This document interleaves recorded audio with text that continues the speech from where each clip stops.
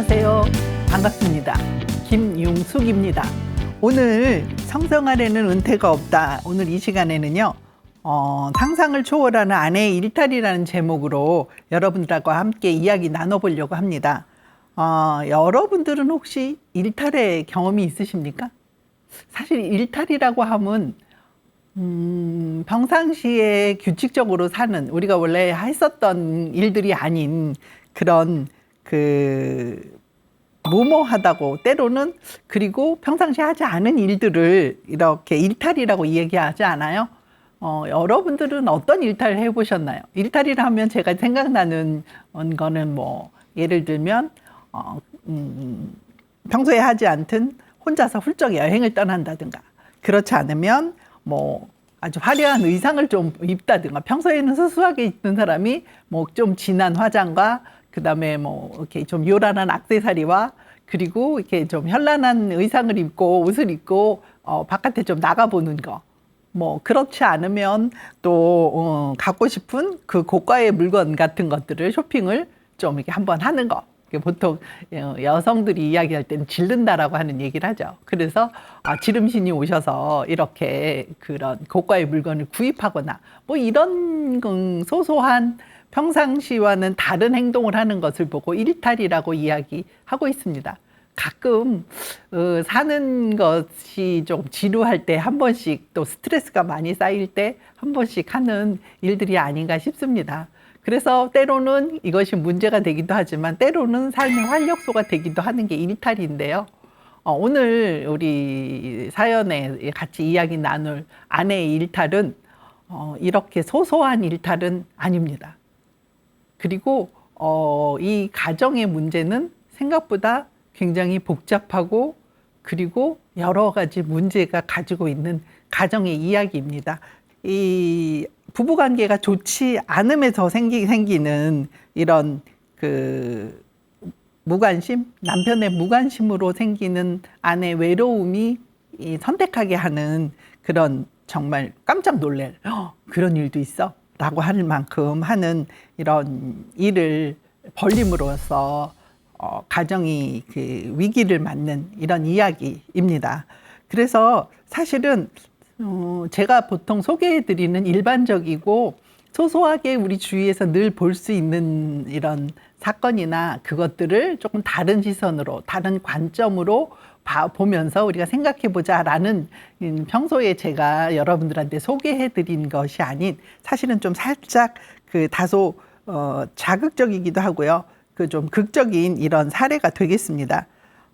오늘 이 이야기를 통해서요, 배우자는 물론이고 가족이 어떤 그런 각자의 책임과 의무가 있는지, 그다음에 우리 부부관계는 도대체 어떤지, 그다음에 그 부부 안에서의 성이라고 하는 부분, 성생활이라고 하는 것들을 우리는 어떻게 생각해 볼 건지, 단지 성생활이 남자와 여자가 성관계를 하는, 섹스를 하는 그것이 바로 성생활인지, 이런 것에 대해서 조금 한번 전반적으로 이야기를 좀 나눠보려고 합니다.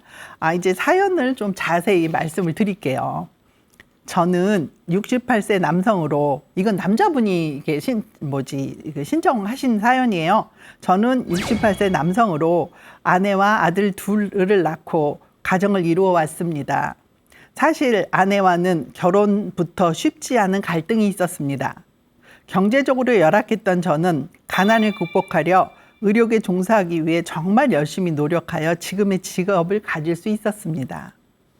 아내의 도움이 있었지만 이제는 어느 정도 경제적인 부를 누리는 삶을 살고 있으며 명예와 그리고 아직도 그 현직에서 활동을 하고 있습니다. 그러나 아내와의 갈등은 여전히 남아있어 우리 부부를 힘들게 하고 있습니다. 물론 아내와의 관계가 이렇게 된 원인에는 저의 잘못도 굉장히 큽니다. 아내는 외모가 그리 예쁜 사람은 아닙니다. 그래 처음부터 저는 아내에게 큰 관심이 없었습니다.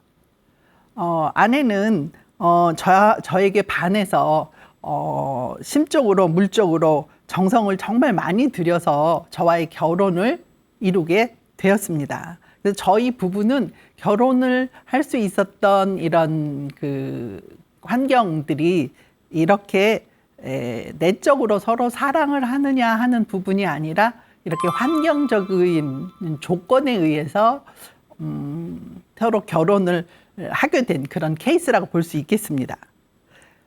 결혼 후에는 젊어서는 제가 결혼하고 나서 제가 원하던 그렇게 아내가 아니어서 허탈한 마음에 외도로 많이 마음을 풀기도 했습니다. 그래서 아내가 애를 많이 썼죠. 그리고 아내의 고통도 심했고요. 또 이게 이렇게 제가 외도를 통해서 이렇게 일을 벌리고 나면 사실은 그 뒤처리의 부분은 사실은 아내 몫의 일이었고, 아내는 사실 화를 많이 내기도 하고 속상해하기도 했지만 그 뒤처리까지 모두 담당해 주었습니다. 이렇게 저희 관계가 이러니 우리 부부는 늘 불안불안했습니다. 그러나 나이를 먹고 60이 넘어가니 저의 삶이 부끄러워졌습니다. 아내에게 미안하기도 하고 해서 가능하면 아내하고 함께 좋은 관계를 만들어 보고자 나름 노력이라는 것을 해보기도 했습니다만, 아내는 그때마다 저를 믿지 못했고 제가 외도를 하는지 안 하는지 거기에만 관심이 많아서 그것을 찾아내고 감시하고 하는 데만 신경을 쓰고 그렇게 행동을 하니 저도 자연스럽게 이렇게 다정한 남편이 되지는 못했습니다. 시간이 더 지나서 세월이 흘러서 이제 큰아이가 결혼을 하겠다는 이야기가 나왔습니다. 사실 아이들이 결혼을 하지 않을 것 같아서 걱정을 했는데 큰아이가 결혼을 하겠다고 하면서 며느리감을 데려왔습니다. 그래서 여자친구라고 데려왔는데 그 아이가 굉장히 성격도 나쁘지 않고 좋고, 그다음에 둘이 굉장히 잘 서로 소통을 잘 하고 있는 것 같고, 그다음에 미모도 그런대로 예쁜 이런 아가씨였습니다. 그래서 이제 상견례를 했는데요. 상견례에서 만나서 만나 보니 사실은 안사돈이 사별을 하고 혼자 계시더라고요. 그래서 엄마하고 딸하고 둘이 같이 생활하는 그런 아가씨였습니다. 며느리감이. 그런데 상견례에서 만나 보니 그 안사돈이 저의 대학 동창이었습니다. 즉, 이 남자분의 대학 동창이었다는 얘기죠. 그래서 반가운 마음에 몇 번 따로 만났더니 아내는 굉장히 불쾌해했습니다. 동창인 안사돈이 동안에다 외모가 예뻐 학창시설에도 인기가 많았던 사람이어서 더 예민하게 반응을 하더라고요. 여하튼 아이들 결혼 준비를 하며 안사돈과 서로 만나고 하더니 그런 대로 잘 지내는 눈치여서 다행이다 라고 생각했습니다. 미모인 안사돈은 사별 후에 외로움을 느낄 때 데이트 앱을 통해서 만남을 갖고 외로움을 달래곤 했었던 모양입니다. 이제 두 안사돈이 서로 이야기를 하면서 이런 모습을 보고 이 데이트 앱을 통해서 만남을 갖는 것을 저희 집사람이 배우게 됐어요. 그리고 사실은 제가 그렇게 살뜰하게 관계가 좋지 못하고 살뜰하게 보살피지 못하니 그 외로움에 아내도 안사돈을 따라 했었던 모양입니다. 그래서 외로움을 탈출하고 더불어서 남편인 저에게 복수를 하고 싶었던 것 같습니다. 그러나 외모가 특출하지 못한 아내는 안사돈처럼 만남이 잘 성사되지 않아 속상해하고 있었습니다. 되려 더 아내의 자존심을 떨어뜨리는 결과가 됐는데요. 이때 아내가 한 가지 꾀를 냈습니다. 근데 사실 이때 낸 꾀는 사실 좋은 꾀가 아니고요. 아주 굉장히 나쁜 선택을 한 것이죠. 이렇게 꾀를 낸다는 것이 며느리감의 사진을 데이트 앱에 올려 하룻밤 만남을 이어가고 있었던 것입니다. 이제 아무도 모르려니, 그리고 서로 이렇게 얼굴을 보지 않도록 하는 방법을 써가면서 이런 만남을 이어가고 있는데, 사실 이렇게 부적절한 일들은 계속해서 지속되기가 굉장히 어렵습니다. 문제는 이제 아내한테 생긴 게 아니라 며느리감한테 생겨버렸습니다. 며느리감에게 누군가 낯선 남자들이 자꾸 따라다니고 협박을 하고 이렇게 했었던 것입니다. 그 낯선 남자들이 바로 아내와 만났던 그런 남성들이었던 것이죠. 이때 며느리감은 이 문제를 아들과 의논을 했습니다. 그래서 문제를 둘이 서로 힘을 합쳐서 해결하는 과정에서 그것이 아내가 잘못된 행동을 했었던 것이 들통이 난 것입니다. 이때의 심정은 정말 뭐라고 이야기하기 어려울 정도로 기가 막히더라고요. 도대체 어떻게 해야 될지 모르겠더라고요. 아내와의 문제도 문제고 아들과 며느리한테 보는 그런 체면도 말이 아니고요. 또 한편으로는 우리 가정이 어떻게 하다 이렇게 됐나라는 생각이 들면서 정신이 번쩍 들었습니다. 도대체 어떻게 해야 될지 너무 혼란스럽고 어떻게 결정을 내려야 될지를 정말 모르겠습니다. 어떤 선택을 하는 것이 지혜로운 것인지 도움을 청합니다. 라는 사연자의 이야기입니다. 여러분들 생각은 어떠십니까? 이분한테 어떤 답을 드려야 될까요? 또 이분에게 어떤 답을 드릴까? 어떻게 말씀을 드려야 될까? 우리가 무엇을 나눠 보여야 될까를 우리가 같이 또 생각해 보면서 도대체 어떻게 하는 게 좋을지 같이 생각해 보면 좋을 것 같습니다. 오늘 제가 이렇게 말씀드린 이 내용들은 사실 어떻게 보면 일반 많이 볼 수 있는 외도라는 측면에서는 쉽게 접할 수 있는 내용이지 않나 라는 생각을 해봅니다. 그러나 사실은 과정에서 보면 시어머니 되시는 분이 며느리의 사진을 도용해서 데이트 앱이라고 하는 디지털 기기를 이용해서 만남을 가졌다는 것은 사실은 우리 세대에서는 그리 흔한 일은 아니리라고 생각이 됩니다.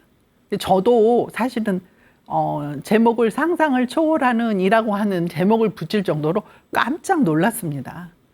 어떤 소개를 통해서 아니면 어떤 유흥 주점이나 아니면 유흥업소에서 누구를 만나서 이런 것들은 우리가 이렇게 그럴 수 있겠구나. 그리고 그런 일들을 꽤 많이 볼 수 있습니다. 그러나 이렇게 지금 현대 기기인 사실은 많이 문제가 되고 있는 이렇게 디지털 기기를 이용한 데이트 앱에 대한 것들은 사실 이렇게 노년 측에서 일어나는 기보다는 사실은 지금 청소년기, 초창기 청소년기죠. 초등학교 고학년부터 중학생들까지, 고등학교도 안 가고 중학생들까지 10대 초반에 보통 이뤄지는 이런 일들이거든요. 이게 이렇게 노년기까지 벌어지는 부분에 대해서는 되게 좀 놀라웠습니다.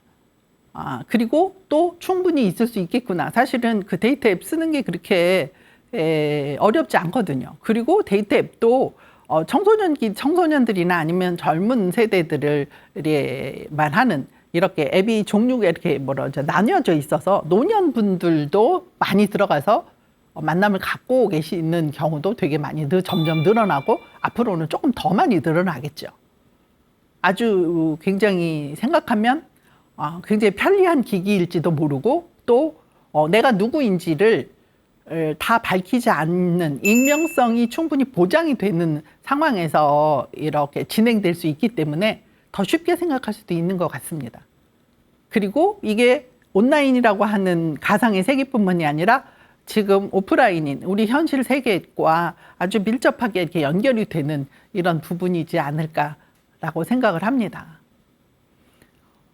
분명히 이것은 며느리감이 되는 그 며느리감의 사진을 도용해서 지금 데이트 앱에 올린 거기 때문에 며느리에게 동의를 구하지 않았습니다. 그리고 이렇게 데이트 앱이라고 하는 이런 데 올려온 이것은 분명히 폭력의 범죄의 행위입니다. 그래서 사실 처벌을 받아야 되는 게 맞습니다. 그런데 이게 다른 사람도 아니고 가족이 될 거의 뭐 결혼식을 뭐 얼마 앞둔 이런 상황에서의 가족 안에서 이런 일이 벌어졌다는 것이 되게 놀랍고요. 이럴 수 있겠구나. 이런 일이 벌어질 수도 있겠구나라고 하는 이런 가능성들이 좀 열려 있지 않나 싶습니다. 오늘 사실 저는 이 디지털 성폭력이라고 하는 이 폭력이라고 하는 부분에서의 아내의 이야기를 다루기보다는 폭력이라는 말씀은 이제 말씀을 드렸고요. 그래서 이 부분이라기보다는 이런 범죄 행위에 대한 처벌 이런 것들을 말씀을 드리면서 이쪽 관점보다는 도대체 이 부부 관계 안에서 우리는 어떻게 알아볼까? 아내가 잘못했으니까 처벌을 이렇게 받게 하고 그러면 아내는 외도도 하고 이렇게 폭력을 하는 이런 가해자고 하니 처벌을 하고 가정을 깨고 서로 이혼이나 이런 것을 통해서 가정이 이렇게 깨지고 하는 것이 맞는 것인가? 아니면 그쪽 방향이 하나 있겠군요. 또 하나는 이 상황에서 가족은 모두가 서로를 돌아보면서 왜 이런 일이 생겼는가를 생각해 보고 그것들을 어떻게 잘 갈등의 요소와 위험의 요소들을 잘 마무리해서 더 나은 관계로 나아갈지 두 가지로 서로 나누어 볼 수 있으리라고 생각이 됩니다. 사실 지금 사연을 보내주신 남편의 입장에서 보면 아직 어떤 결정도 내리지 못하게 되게 혼란스럽고 사실은 감정적으로는 배신감도 클 거고요. 물론 본인은 이미 아내에게 여러 번 외도를 했습니다만 본인이 아내한테 외도를 했을 때의 그런 행동에 대해서 돌아보는 것과 아내가 지금 남편에게 이 노년기에서 이렇게 한 일탈의 행동이라고 그러면 너무 미화했나요?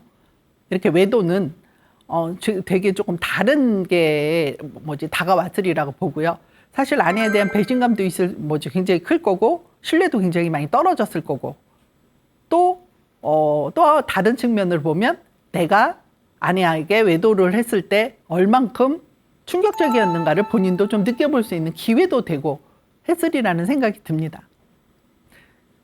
이 사연자 부부와 사실은 이 가족에 또 다른 부부가 있습니다. 제가 여기 사연에서 보면 아주 짧게 나왔습니다만 아들의 내외, 진짜 아들 부부가 갖고 있는 상태, 아들 부부는 이 사연자 부부하고는 같은 가정에 있는 부부인데요. 굉장히 다른 이런 부부 관계를 보여주고 있습니다. 사실 사연자 부부는 서로 외도하고 지금 현재는 부도 가지고 있고 명예도 있고 이렇게 남들이 보기에는 굉장히 가진 것이 많고 부러운 부부일지 모르나 안으로 들어가 보면 굉장히 곰고 서로 믿지 못하고 한 이런 부부의 형태, 그런 관계를 가지고 있다고 하면 그런 것을 보고 자란 아들의 경우에는 부모들의 그런 관계를 따라가지 않고 아들하고 며느리감하고는 지금 현재 둘이는 이 며느리감에 생긴 이런 문제들을 둘이 힘을 합쳐서 해결하고 있는, 문제를 같이 해결하고 있는 굉장히 좀 이상적인 부부의 상을 보여주고 있거든요. 그래서 이런 것들이 도대체 왜 같은 가족인데 같은 가정 안에서 있었던 이런 것들이 어떻게 이렇게 다를 수 있는가는 것들을 조금 생각해 보면서 이야기를 좀 해보겠습니다. 도대체 이렇게 사연자 부부하고 아들 부부하고는 도대체 이렇게 다른 부부 관계가 무엇 때문에 생겼을까요? 아니 어떻게 이렇게 한 집에서 이렇게 다를 수가 있나요? 그러면 우리는 무엇이라고 여러분들은 생각하시나요? 우리 한번 좀 생각을 해보자면 사실은 부부란 것이 뭐냐, 결혼이라는 것이 뭐냐, 또 성이라는 것이 뭐냐, 성관계는 도대체 뭐냐라고 하는 것에 대한 관념이, 인식이 사연자 부부와 아들 부부는 굉장히 다르지 않는가라는 생각을 해봅니다. 여러분들 생각은 좀 어떠신가요? 그렇지 않다면 이렇게 비슷하게 어려움 앞에 사실 같은 사건 안에 있는 이런 갈등에 아니면 굉장히 문제가 되는 문제 사건에 있어서 이런 것들이 어떻게 이렇게 다른 형태로 해결을 하는가? 그거는 되게 쉽지 않은, 그리고 우리가 쉽게 볼 수 있지 않는 이런 관계라고 보입니다. 우선 사연자 부부는 처음부터 만남에서부터 시작해서 사실 어느 한쪽이 둘이 같이 사랑을 했다라기보다는 사랑이라고 하는 것을 기반으로 결혼이라는 사회에서 얘기하는 그런 그 단계를 넘어서 그렇게 해서 이루어진 가정이 아닌 사실은 조건에 의한 부부 만남이었잖아요. 근데 우리 세대에 사실 이런 부부들이 꽤 있습니다. 그렇지 않습니까? 아마 서로의 사랑에 의해서 아주 신뢰가 단단해서 꼭 우리 둘이는 같이 살아야 되겠다라고 해서 부부가 되신 분들이 더 많을까요? 제 생각엔 그렇지 않거든요. 개인적으로 저만 해도 그렇게 막 저희 남편이랑 죽고 못 살아서 꼭 부부를 하겠다라고 결혼을 해야 되겠다라고 하지 않았거든요. 주로 중매라고 하는 관계를 통해서 결혼하신 분들은 대부분 그렇지 않을까 생각이 듭니다. 특히 이 부분은, 이 사연자 부분은 특히 조금 더 강하죠. 남편은 굉장히 똑똑한 재원에다가 잘생긴 똑똑한 재원인 거죠. 그리고 아내는 경제적으로 탄탄한 이런 기반을 가지고 있으나 미모가 떨어지는. 그래서 만약에 이렇게 서로 조건으로 이렇게 보완이 되는 관계가 아니었다면, 그랬다면 둘이 만나기 굉장히 어려웠었던 이 두 사람이지 않을까 싶습니다.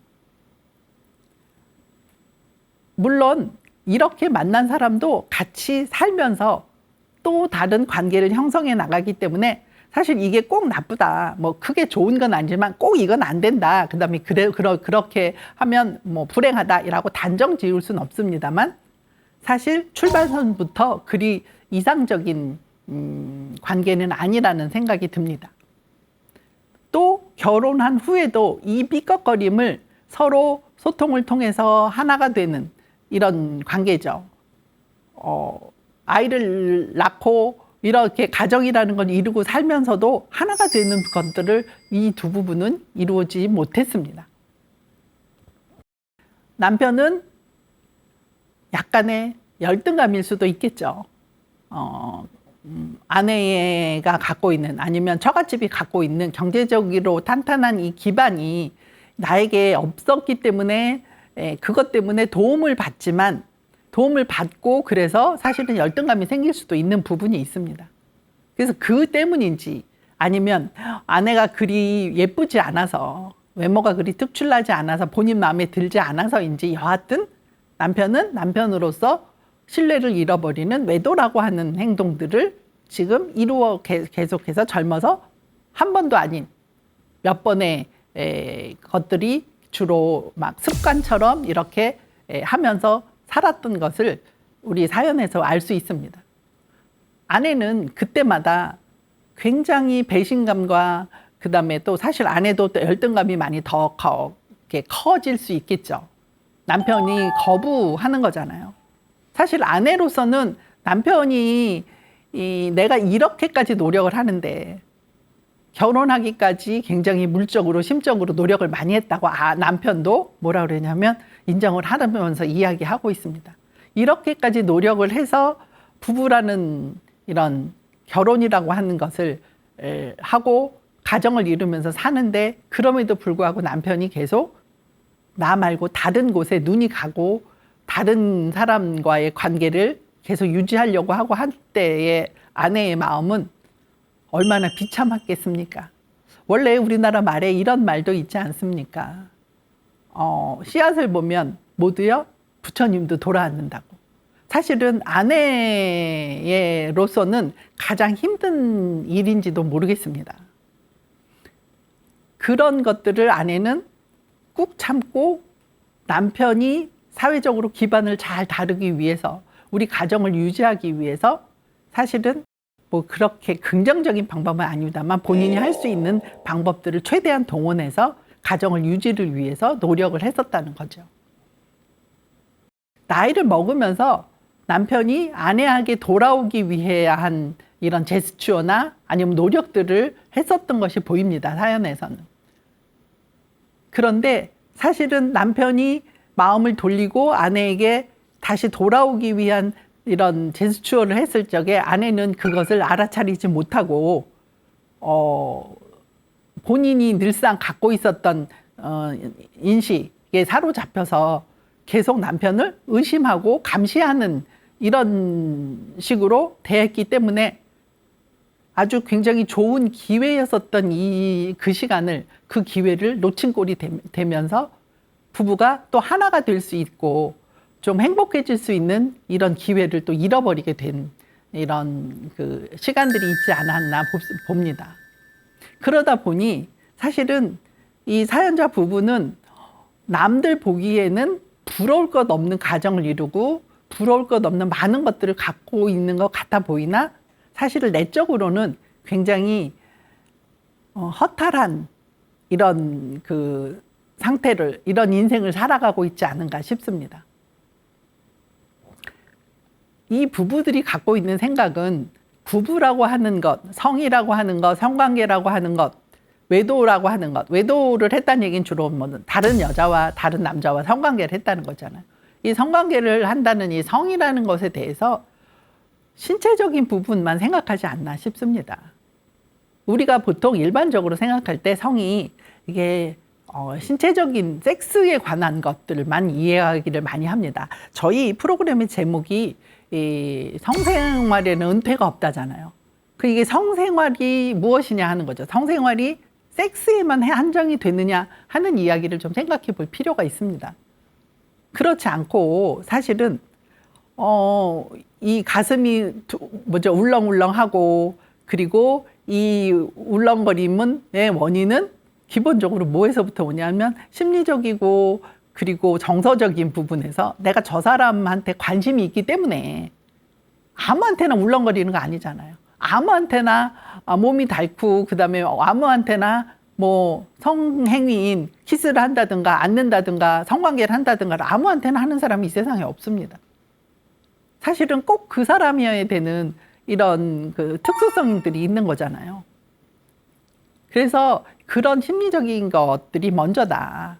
그리고 사실은 또 사회적으로 인정해주는 부분, 그 다음에 정신적으로 신뢰를 바탕으로 하는 것들, 그 다음에 이런 영적인 요소, 뭐 이런 것들이 다 어우러진 총체적인 부분이다라는 거죠.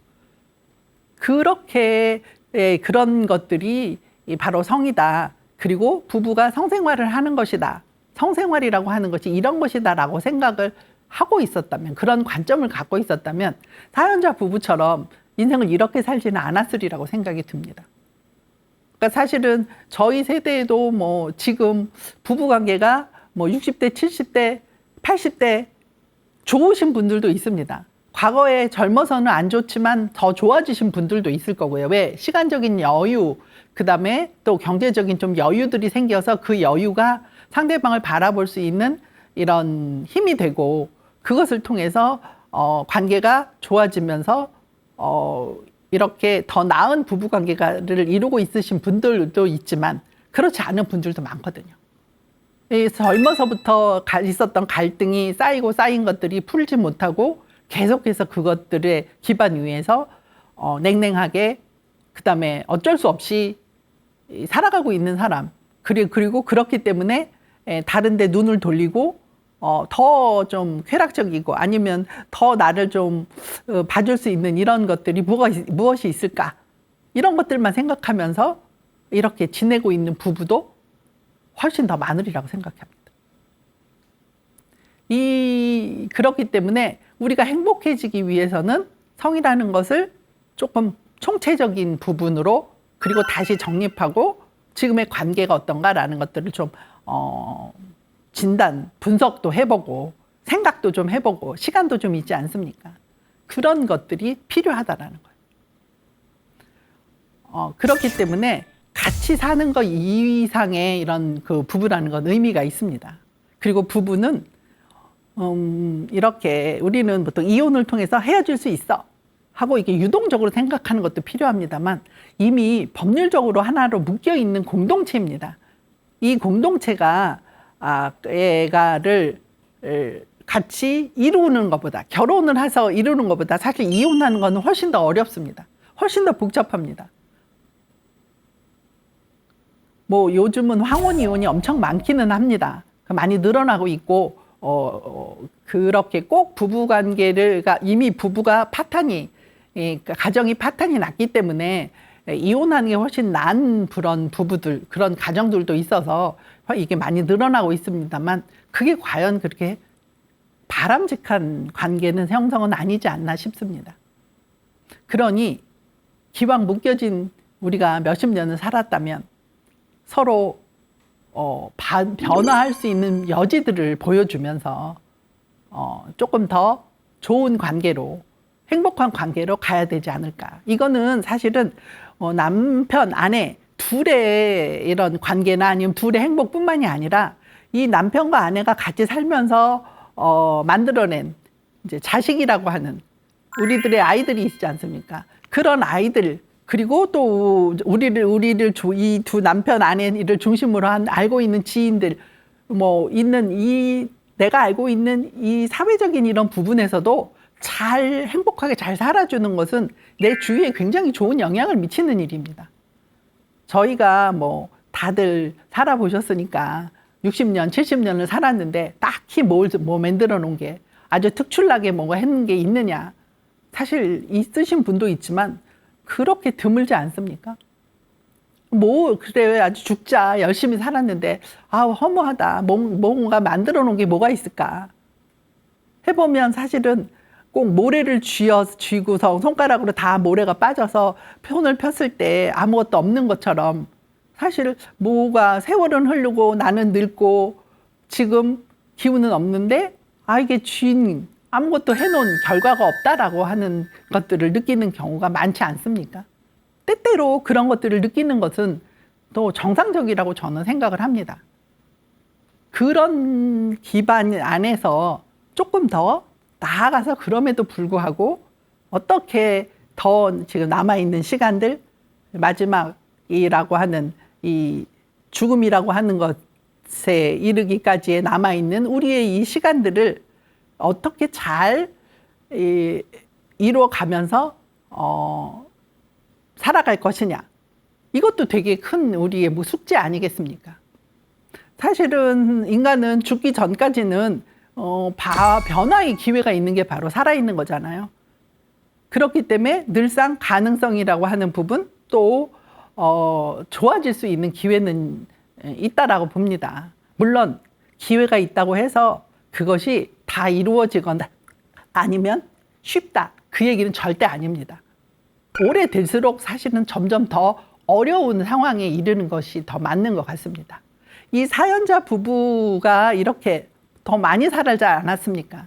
긴 세월 살아서 거의 70, 사연자가 지금 68세라고 하니까 이 긴 세월을 살았음에도 불구하고 이런 문제가 생기고 이제 본인이 어떻게 해야 좋을지 모르는 이런 상황에 맞닿은 것에 비해서 사실 아들 부부는 훨씬 젊지 않습니까? 아직 결혼도 안 했어요.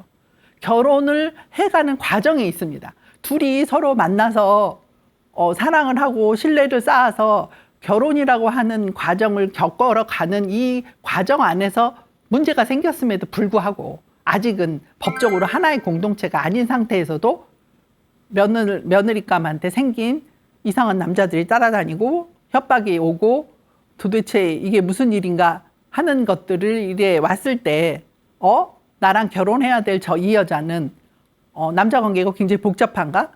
이 여성은 도대체 행동을 어떻게 하고 살았는가? 이렇게 비판하는 게 아니라 비난하고 그것에 대한 책임을 혼자 밀어두고 그래서 나는 당신과 결혼하지 못하겠다. 뭐 그런 결정을 내리는 게 아니라 내가 사랑하는 여자고 결혼하고 싶은 여자고 지금 진행을 하고 있는 여자고 우리는 하나라고 생각을 하고 결정을 했으니 내 아내 될 사람한테 생기는 문제도 우리는 같이 해결해야 된다는 생각을 하면서 서로 힘을 합쳐서 어떻게 된 일인가를 서로 의지하면서 문제를 해결해 가는 이런 아들 부부, 아직 아들 부부도 안 됐는데요.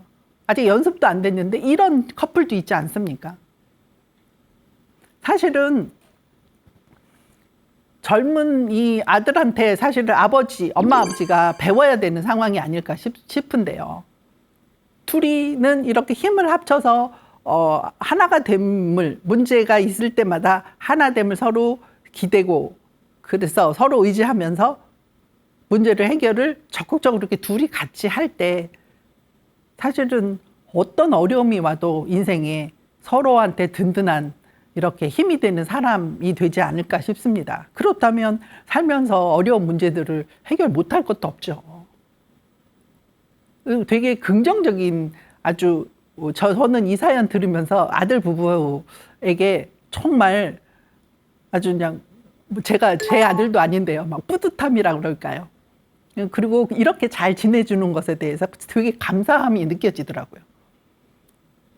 그러면 이 아들 부부는 처음부터 도대체 어떻게 이렇게 단단한 서로 신뢰를 바탕으로 한 이런 관계를 만들었느냐 있는 거죠. 부모는 못 만들었는데 아이들은 만들었다는 얘기예요.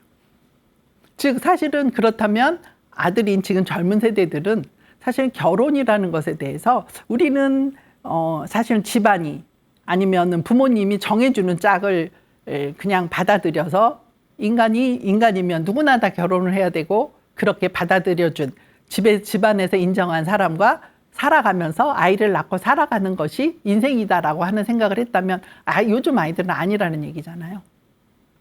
내 인생에서 내 삶에서 가장 중요한 나와 같이 살아갈 사람을 내 스스로 만나보고 그리고 잘 할 수 있는가 아니면은 어떤 사람인가 그걸 알아보고 신뢰를 조그만 데이트라고 하는 과정을 통해서 신뢰를 만들어가고 또 이렇게 결정을 하고 결혼하려고 결정을 하고 난 후에도 한쪽에서 어떤 나름대로 기가 막히다면 기가 막히고 그다음에 큰일이라고 하면 큰일이라고 할 수 있는 다른 사람으로부터 위협을 받는 이런 일들임에도 불구하고 이것들을 힘을 합치고 하나로 이렇게 같이 가고 이런 관계는 본인들의 의사결정에 충분히 상대방에 대한 것들에 대한 그 경험과 그리고 그것을 통해서 본인이 판단하고 그다음에 결정했기 때문에 책임까지 지는 이런 일련의 과정들을 요즘 젊은 사람들은 결혼이라는 걸 통해서 하고 있지 않은가. 충분히 신뢰를 통해서 이렇게 협조하고 하는 관계를 이루는 것이 옳지 않을까라는 생각을 해봅니다. 그렇다면 이 부부 관계에서 부부가 될 때에 영향을 주는 게 도대체 무엇일까? 사연자 부부하고 아들 부부하고 이렇게 보면 사연자 부부는 사실은 외모라고 하는 것에 대한 이야기들을 많이 하고 있습니다. 아내는 별로 예쁘지 않았다고 합니다. 그 다음에 남편은 잘생긴 외모를 가지고 있었습니다. 외모가 영향을 충분히 주는데요. 내가 저 사람이랑 같이 부부라고 하는 관계 맺음에 있어서 도대체 어떤 영향을 주느냐는 거예요. 긍정적인 영향을 줄 수도 있고 부정적인 영향을 줄 수도 있습니다. 시쳇말로 많이 하는 얘기로 이런 얘기도 있지 않습니까? 얼굴 뜯어먹고 사냐 부부가 이런 얘기도 있는 이렇게 결혼하고 나면 외모가 별거 아니다라고 하는 이야기도 합니다만 사실은 또 그렇지 않을 수도 있죠. 개개인이 갖고 있는 관점, 생각이 차이가 있다는 거죠. 그러면 부부 생활에서 외모가 정말로 이렇게 굉장히 둘이 관계를 맺으면서 중요한 역할을 하는가, 나한테는 어떤가 생각할 필요가 있죠. 즉 지금 이성교제를 하고 계시는 분들도 생각 충분히 해보셔야 되는 거죠. 나는 나와 마음을 나눌 사람을 찾는가? 아니면 내 옆에 액세서리처럼 멋진 사람을 하나 데리고 다니면서 내 남자친구야, 여자친구야, 내 마누라야, 내 부인이야, 아내야, 남편이야 라고 하는 것들을 남들한테 내세우고 싶은가? 생각해 봐야 될 생각이라고 생각합니다. 그 다음에 성욕하고 성관계도 마찬가지예요. 성적인 욕구가 올라온다고 해서 아무한테나 그 욕구를 이렇게 해소하지도 않고, 그 다음에 성관계라는 게 도대체 뭔가, 내가 욕구가 있고 그리고 뭔가 스트레스가 쌓이고 그럴 때는 누군가 상대방의 남성이라면 여성을, 여성이라면 남성을 만나서 그런 성관계를 통해서 그냥 스트레스를 풀고 내 본능을 그냥 이렇게 풀어버리는, 해소해버리는 그것이 성관계인가? 그 다음에 성관계를 했다면 그것에 대해서 책임은 무엇이 있는가? 의무는 무엇이 있는가? 사실은 남녀가 사랑을 통해서 성관계라고 하는 행위를 통해서 하나 되러 가는, 내가 이제 너와 하나 됐어 라고 하는 사실은 증표가 성관계가 아닐까라는 생각을 합니다. 그래서 아무하고나, 그 다음에 아주 쉽게, 특히 노년기에 이루면서 이제 임신에 이런 위험도 별로 없고 이런 얘기들이 있지 않습니까? 한강에 배 지나간다고 뭐가 달라져? 지나간 물길에 아무것도 없는 것처럼 마구 무책임하게 성관계를 해도 뭐 표시가 나, 아무렇게나 해도 돼 라는 생각을 갖고 있는가? 그래서 성에 대한 생각들도 조금, 역할에 대한 거, 남자냐 여자냐에 대한 생각들도 조금 바꿔봐야 되지 않을까라는 생각을 해봅니다. 만약에 이 사연자분이 이 가정을 유지하기 위한다면, 가정을 유지하고 싶다면이죠. 그렇다면 우선은 본인들의 삶은 좀 되돌아봐야 돼요. 특히 본인의 삶은 되돌아보면서 아내들의 삶도 같이 생각해 보면서 정말 이해가 될 수 있겠느냐, 공감이 되느냐라고 하는 거죠. 만약에 공감이 된다면, 공감이 되어야 가정을 유지할 수 있겠죠. 그렇다면 우선 본인이 아내에게 잘못한 것부터 먼저 진심 어리게 사과하는 게 필요하겠죠. 노년기에 행복하게 사는 것은 정말 쉽지 않은 일입니다. 점점 우리의 상태는 행복하고 좋고 하는 것보다는 건강도 안 좋아지고, 건강이 안 좋아지면서 나는 화가 많이 생기고, 경제적인 부분에서도 문제가 생기고, 사회적으로도 자꾸 내가 기운 없다고 무시를 당하는 것 같고, 사실은 점점 안 좋은 이런 환경, 주위 환경을 가짐에 있어서 여기서부터도 그럼에도 불구하고 우리는 행복해지려고 충분히 행복해지지 못하더라도 행복해지려고 하는 노력을 하면서 사는 정말 인간다운 삶을 살기를 여러분들한테 말씀드리고, 저 자신도 그렇게 되기를 간곡히 바라고 있습니다. 이런 시간들이요, 그런 측면에서 여러분들한테 도움이 됐기를 바라고요.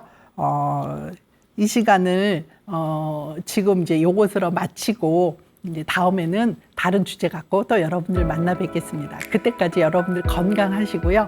모두 편안하시기 바라면서 이 시간 마치도록 하겠습니다. 감사합니다.